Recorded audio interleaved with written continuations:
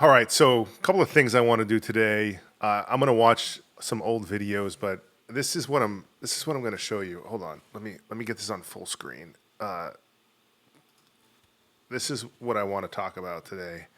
See this? It's a limited edition jujitsu kimono, jujitsu gi, and we've been launching limited editions for years and years, but we haven't done one lately. And I want to talk about this for St. Patty's Day, and I'm going to open it up and I'm going to let you see it for the first time. But first, I want to look at a couple of videos. This one is from 11 years ago on one of our first gi launches and limited edition gi launches. This is the Bootlegger, gi, and we built this special box for it. It was very cool. That red truck you're seeing right in this first shot, this was the red truck that built Origin. It was just an old Chevy. I drove all around New England with John Milan, picking up old machines from old mills. At one point, we had this whole thing just bottomed out where it's just the springs were flat. I mean, it was just dragging. Dragging. And so let's watch this, and then I'm gonna show you this after you get to see some of our previous work here.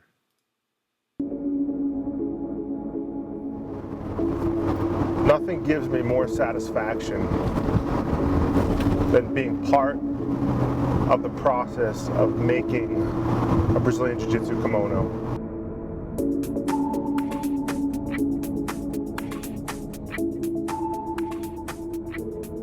Love that quote.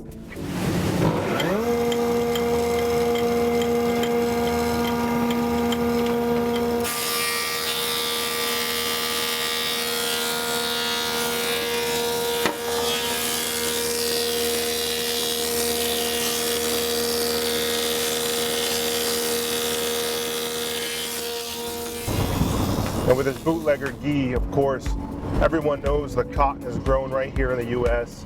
It's spun, it's woven right here at the Origin Mountain Retreat. It's a fine piece of equipment. It's the highest end you can get when it comes to purchasing something for yourself.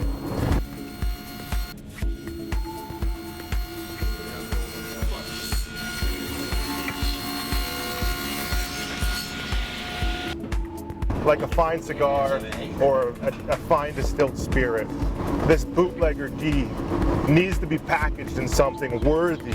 It's about the type of person during Prohibition that went out there to provide for their families. Bootleggers went out on a limb to do this. I mean, George Washington had numerous still sites. It's a big part of our history. You know, America was founded on the export of distilled spirits, you know, and like us, Origin, we are kind of against the grain. Our civil disobedience is, hey, we're going to build a gi that isn't like other products, that may not be legal, that we're going to have to break some boundaries to prove how important the changes we're making are to the Brazilian Jiu-Jitsu community. Basically, I'm talking about rebels, and these are rebels with a cause. America, the United States of America, was founded on rebels, and it was founded on this idea that you could leave the land you were born, cross the ocean through Ellis Island, and show up expecting nothing but the American dream, and those folks that immigrated, they were Greek. I know my ancestors, and French and Irish and others, and of course, for St. Patty's Day, we're celebrating the Irish. This is cool because when we used to only make jiu-jitsu gis, we could do stuff like this. We could make a Bootlegger box, you know, just like they would ship distilled spirits in. And it's about, it's not necessarily the fact that it's like civil disobedience, This is a word I've used since I was 19 years old, civil disobedience. Somebody said it to me once, and it stuck on me, stuck in me. And so you'll hear me refer to that a lot. And it's not celebrating doing anything illegal, although bootlegging was illegal, right? And there was prohibition, which means alcohol was illegal. But people stepped up and said, "Yeah, I'm not going to really listen to the laws of man on this one," including Mr. Washington. We're gonna have a little civil disobedience, and I'm gonna decide what's right and what's wrong. This is the way I look at the world. Listen, it didn't serve me very good when I was a kid. You know, my mom was in with teachers all the time, trying to explain to them how I didn't plug in, and trying to coach them on helping me plug in. Of course, somebody with ADHD, hyperactive, and just never looked at the world the way that I was told I had to, that I was told I needed to. And I know a lot of you are out there, and I still look at the world that way. And not to get into it, but like right now, when you look at the world, there's obviously all this shit going on, right? I mean, and with politics, with the Epstein files, with everything, and we're taught and trained that we should trust. And I can tell you, for me, that trust has been broken for a long fucking time. Not now, because these Epstein files were released and all these names came out, but because my community was hollowed out and I watched it happen. I watched the literal knife sink into the chest cavity and the entrails pulled out. And that was both sides. And that's why you don't hear me talk about politics. People like, you know, where are you? I'm a fucking American. I don't care for politics. I don't watch politics. I believe in the American dream.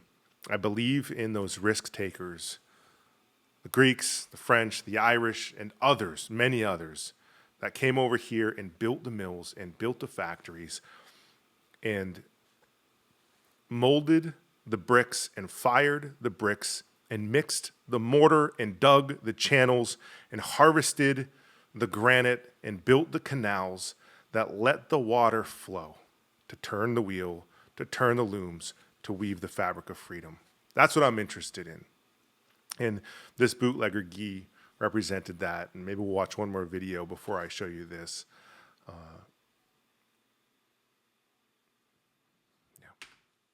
The bootlegger is us doing that.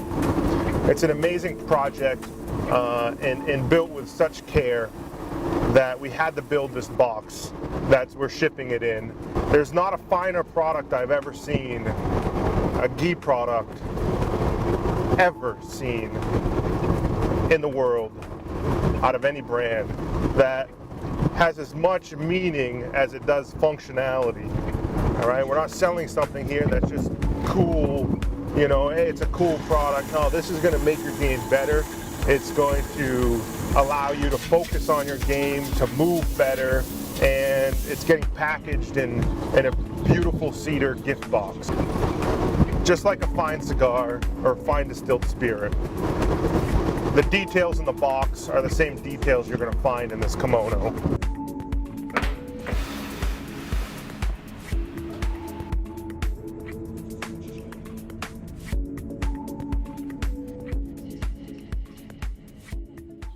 Freaking awesome. Such a cool gi. That was one of our originals. This was, I guess, 11 or 12 years ago, and we were only making jiu-jitsu gis. And I wanted to watch this one also, because this was another limited edition gi that we released. and I believe it was. Oh no, this was a war bond, I guess video. But I haven't seen it in a while, and I wanted to watch it. And what I remember of this is like 7 or 8 years ago. We had just moved into our factory from the woods into town, and a sewing plant shut down in Belfast, Maine. And we were still hand cutting and laying up fabric, and it was just 12 of us. And 12 of us had moved into this factory in downtown Farmington. It was 20,000 square feet. Some of the machines we put to work, sorry, no, this was before we bought the factory. And we moved the machines out of the woods, and I inquired about this factory that was shutting down. The machinery in the factory was worth probably about $1 million, which back then to me $1 million was like $100 million. Like if it had more than a few zeros after it, it was beyond my comprehension. And I call it the Origin Way, but I got a call from the USDA. The USDA, they had a lien on the machinery because the company that started up this Little River Apparel somehow got a loan or financing through the USDA. The guy at the USDA was a fan of Origin. He was following us, and he said, "I want you guys to have this machinery." And I said, "I can't afford to buy this. Like I don't have the capital. I don't have the bank financing. I don't have like the support from the banks. Like we're just a startup. You know, our revenue is maybe, I think it was 1.2 or 1.3 million dollars that year. So really, really small." And he said, "Well, can you afford?" I said, "Maybe $75,000. And he said, "Okay, go get the machinery." And my father-in-law, Joe Parody, Ty Nichols, and a few other folks, they went to this factory in Belfast, Maine over the course of, must have been a couple of months, container after container. Container is 40 feet long. Container after container, box truck, I should say, not container, box truck after box truck. They brought this machinery. I had nowhere to put it. And so there was another defunct factory. You've heard me talk about Bash Shoe. And I knew the gentleman who owned the old property that had been abandoned, and there was nothing in it. And he allowed me to put all this machinery in this bunker basement area of this old massive mill. And I just put that machinery there, and I let it sit. It was like, for me, finding all this machine was like ordnance. You know, it was like, this is how we're going to take back America. This is how we're going to take back manufacturing. And at some point, we're going to turn it on. Of course, casting that long-term strategic vision, living into it, putting whatever money we had where our mouths were, and mostly it was me putting the money where my mouth was.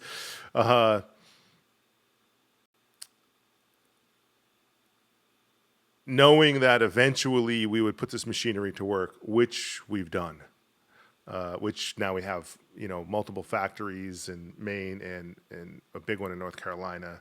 But this video was a way to raise money for this whole kind of opportunity to pay for these machines. They must have given me a little bit of grace on paying for them. So we didn't have the capital. The banks wouldn't give us the capital. And I just remember like the stories of war bonds. And when America needed capital, they put out war bonds. And so this was my way of doing that, making a war bond to pay for this. And it's this, if I remember right, this video is a little bit dramatic, but it's really how I was feeling at the time. It was really important to me at the time that we get this machinery and we then find a way to pay for it. And so we printed out these war bonds on an old printing machine, like they used to print newspapers, out of Boston back in the day,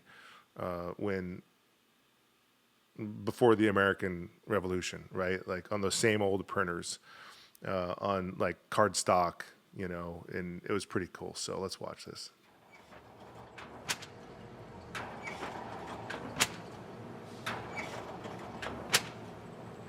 Just last year, I stood right here and asked you to believe in something. You could call it a dream. You could call it a revolution. I call it a war.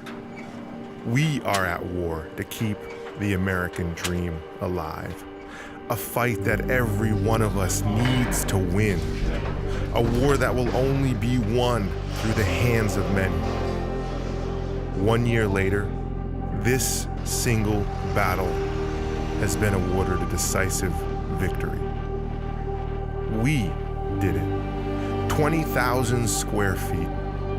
Some would say it's a manufacturing mecca, that the impossible has happened, manufacturing again in America.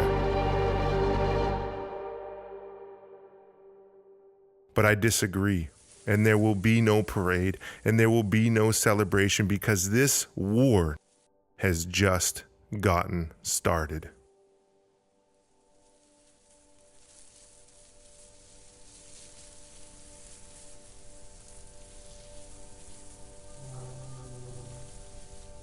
And if you put your ear to the ground, close your eyes, and put your palms in the dirt, you can hear the heartbeat of America growing stronger.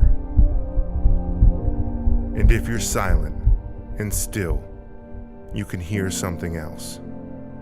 Whispers. A secret. Secretly hidden in an underground bunker at one of Maine's forgotten mills, we've stockpiled our freedom. Lined up in the darkness is a garrison of war machines ready to be turned on. The only thing missing is American hands and for daylight to break. Every war has secrets that are executed at just the right time to push forward, to gain ground, and to reclaim what's been lost. And it's time to show the world that Origin is not just a brand, it's a movement of the people. It's time to go to war.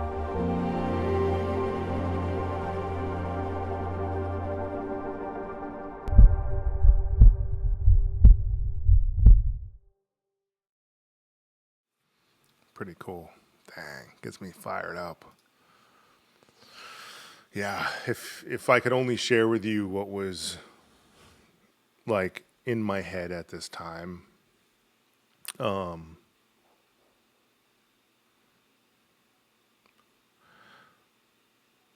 I've heard folks refer to the origin story as the David versus Goliath story. And it's a good metaphor, but a better one is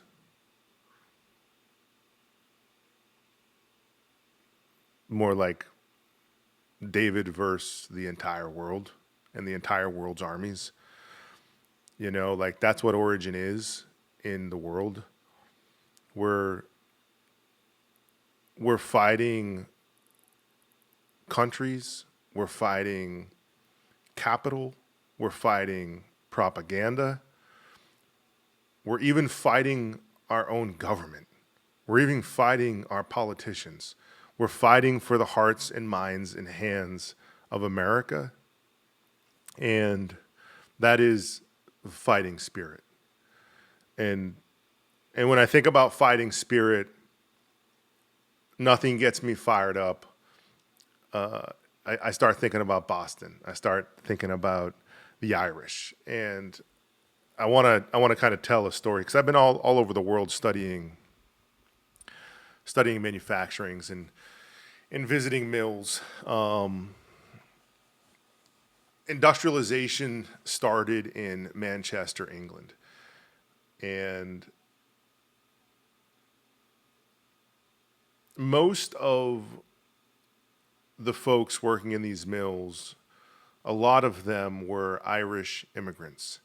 And the Irish immigrants were treated lower than low. I mean, they were piled up in shanty towns in Manchester where the infrastructure couldn't support the people, and it was illegal to be homeless, and so they stacked them up like sardines. They were treated so horribly, and they're just trying to survive, just trying to survive. You know, there was the potato famine, and in parts of Ireland, there is still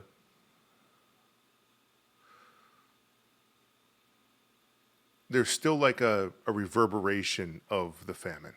Like it's still affecting small areas. My wife was there last year, and she got the whole download, and she was telling me about this. The Irish also came to America, and they came through Ellis Island, and a large amount settled into Boston, right? And that's why in Boston there's so much Irish love and Irish history. And if you're going to celebrate St. Paddy's Day, at some point you got to go to Boston, right? But those Irish, they helped build New England's mills. They built Manchester, New Hampshire's mills. They built Maine's mills. They built the mills in Massachusetts. They were part of building the mills and working in the mills, and they knew how to fight, and that's where this jiu-jitsu kimono comes in to celebrate St. Patrick's Day. Now it's a pretty awesome limited edition gi. The two-tone green on the sleeves here. Let me see if I can get this opened up. St. Patty's green. But the coolest thing, and I'm gonna read something one of my guys sent. When you have your gi, I wonder if I can just put this on, and it'll be easier to show you that shoulder. I haven't put a gi on since I had surgery. All right, so this gi is very cool because there's also an Easter egg in it. And I'm gonna have to jump to this other view because this Easter egg is a Celtic knot. Let me see if I can back up enough for you to see this. You can't see it when the gi is obviously wrapped, but when you open it, there it is. All right, so it's a little Easter egg. It's freaking awesome, you know. And I want to talk about what this means. This Celtic knot.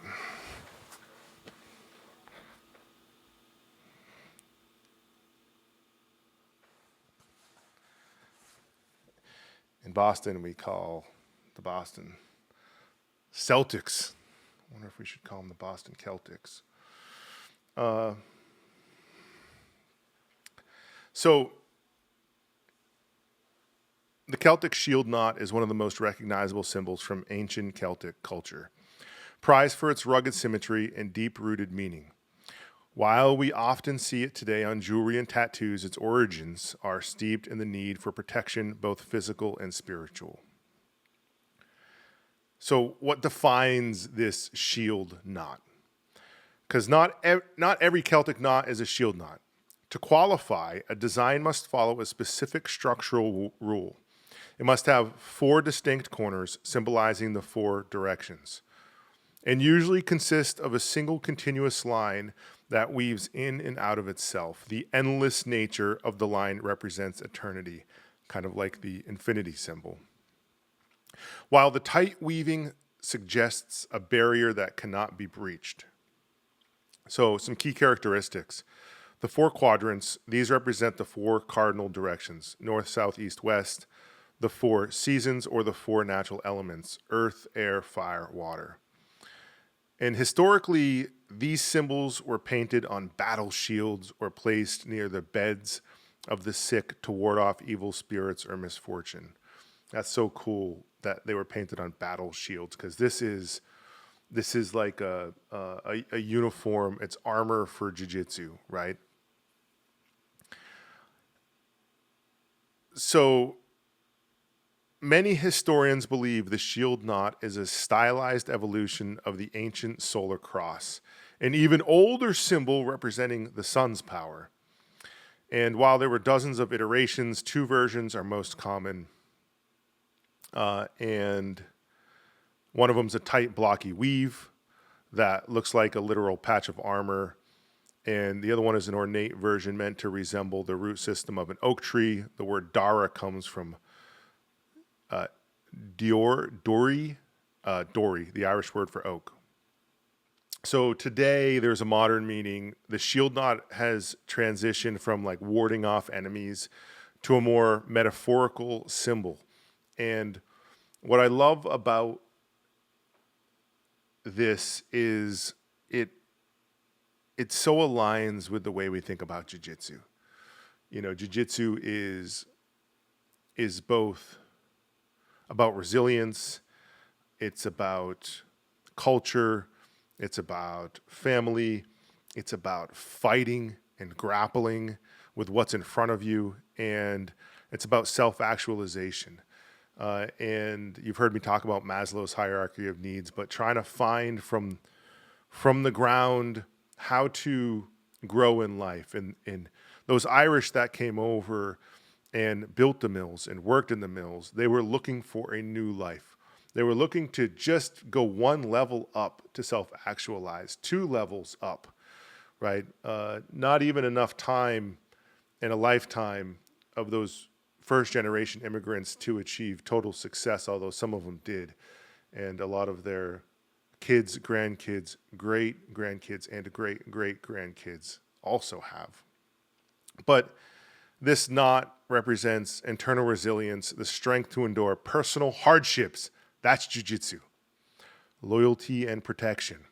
A promise to guard one's family or heritage. That's also jiu-jitsu. Protecting our heritage, where it comes from. The unbreakable bond. Because the line has no beginning and no end, it represents a protection that never tires. That's jiu-jitsu. You're never going to accomplish it, and that's the wave of freedom also. All right, this thing is a beginning and an end, but it never truly ends. You just go back to the beginning. When you get to black belt, you're back at the beginning. And just so you know, you'll often see the quaternary knot used interchangeably with the shield knot. While all shield knots have four corners, not all four-cornered knots were originally intended as protective shields. The intent behind the shield knot is specifically defensive. And so that's what's on here. Let me see if I can get this thing back off. It's a Celtic shield knot Easter egg. Which you can see embroidered, only to be revealed when you're in the heat of battle and your gi comes out of your belt and boom, there it is. There's the shield, and I hope it'll strike fear into whoever you're grappling with. But we're stoked to release this gi for St. Paddy's Day. Listen, any questions, comments, please post below. Interested in what you have to say. If you're enjoying these reflective type of videos, this one's a little bit long, half an hour. But I hope it was worth it. And so if you train jiu-jitsu, tell me below. Do you train jiu-jitsu? And of course, tell me, yeah, I'm going to grab this thing on St. Paddy's Day. All right. Peace.